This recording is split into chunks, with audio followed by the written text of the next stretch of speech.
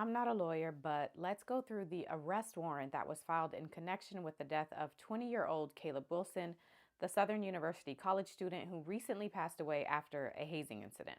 So this affidavit was filed by the lead investigator, and it starts off saying that there's enough probable cause to believe that Caleb McRae, so just to be clear, the victim is Caleb Wilson and the suspect is Caleb McRae. So same first name, different last names. So Caleb McRae committed one count of manslaughter and one count of hazing. It says around 2:40 a.m. on February 26th, officers were called to Baton Rouge General Medical Center. Caleb Wilson is there, and officers learned that the men who dropped Caleb off said that he had been hit in the chest while playing basketball at a park, and then he collapsed. Caleb Wilson, who was dropped off wearing only black sweatpants and white socks, initially didn't appear to have any bruising, but after an autopsy was conducted, a small bruise was discovered to the right side of his chest. Officers learned through Caleb's family that he was currently in the process of pledging Omega Psi Phi fraternity. Through interviews with witnesses, the investigator learns that Caleb Wilson and 8 other pledges went to a flooring company warehouse for a meeting. After arriving at the warehouse, they changed into gray sweatsuits and then stood in line where they were each punched 4 times with boxing gloves by at least 3 different people. Caleb McRae was one of the 3 people, and he was punching the people at the back of the line, and Caleb Wilson was standing in the back. This affidavit says Caleb McRae punched Caleb Wilson 4 times, and then he collapsed, became unresponsive, and appeared to suffer a seizure. The other 8 pledges who were there were moved to another room while leadership tended to Caleb Wilson, eventually taking him to the medical center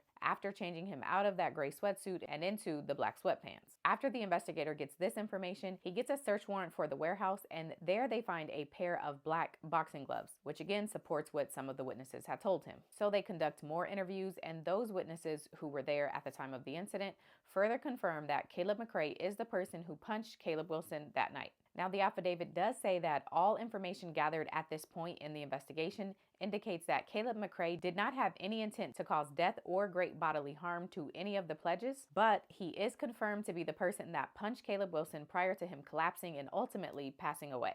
This is such a sad story. I'm sending my love and prayers out to Caleb's family.